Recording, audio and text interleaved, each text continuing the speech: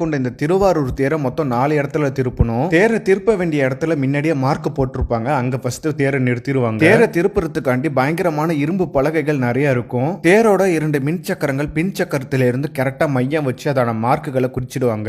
Mark பண்ண இடத்துல கரெக்டா இரும்பு பலகையை போட்டுட்டு அதுக்கு மேலதான் தேரை திருப்புற போல பிளான் பண்ணுவாங்க. இதை செய்யறதுக்காண்டி அங்க நிறைய டீம் இருக்காங்க. இவங்க எல்லாருமே திருவாரூர் மண்காரங்க. ஒரு ஆன்மீகமான தேரை அறிவியல் முறைப்படி இங்க செய்யறத நீங்க பார்க்கலாம். இந்த திருவாரூர் தேரை கூட நிறைய பேர் பார்த்திருப்பீங்க. ஆனா இந்த காட்சியை யாருமே பார்த்திருக்க மாட்டீங்க. அதனால வீடியோ பார்க்குறவங்க எல்லாருக்குமே ஷேர் பண்ணி விடுங்க. தேர் இப்ப வலதுபுறமா தான் திரும்பி நிறுத்தணும். அதனால இடதுபுற மின் சக்கரத்திலையும் வலதுபுற மின் சக்கரத்திலையும் தான் இந்த பலகை போடுவாங்க. இந்த இரும்பு பலகைகளை அரைவட்டமா தான் வைப்பாங்க. ஒரு பலகை மீது இன்னொரு பலகை இருக்கணும். இதெல்லாம் கரெக்டா கண்காணித்து சரியா பண்ணணும். இல்லைன்னா கொஞ்சம் சொதப்பிடும். ஒவ்வொரு வளைவிலையும் அரை மணி நேரத்துல இருந்து 1 மணி நேரம் வரை இந்த வேலை செய்ய ஆகலாம். இப்ப பலகையை சரியா பண்ணிட்டாங்க. இப்ப தப்பு அடிச்சு அந்த பலகை மேல தேரை கரெக்டா நிறுத்தணும். தேரை இரும்பு பலகை மேல நிறுத்தி முட்டுக்கட்டை போட்டுட்டாங்க. இப்ப வடத்தை எல்லாம் வலது பக்கமா எடுத்துட்டு போனோம். இந்த திருவாரூர் வடம் மொத்தம் 4ங்க. ஒவ்வொரு வடத்திலையும் 500ல இருந்து 1000 மக்கள் தேர் இழுப்பாங்க.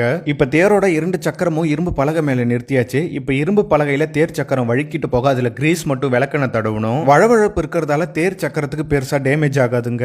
தேரோட ஒரு வடத்தை மட்டும் அங்க உள்ள புல்ட்ரோசர்ல இணைச்சிடுவாங்க. இப்ப கிரீஸ் விளக்கெண்ணெல்லாம் கரெக்டா தடவியாச்சு. இப்ப தேரை திருப்ப வேண்டியதான். ஆயிரக்கணக்கான மக்களும் சக்தி வாய்ந்த புல்ட்ரோசரும் ஒரு சேர தேரை இழுப்பாங்க. அரூரா தியாகேசானுங்கிற சத்தம் எழுப்ப தேர் அழகா வளைஞ்சு வரும் பாருங்க.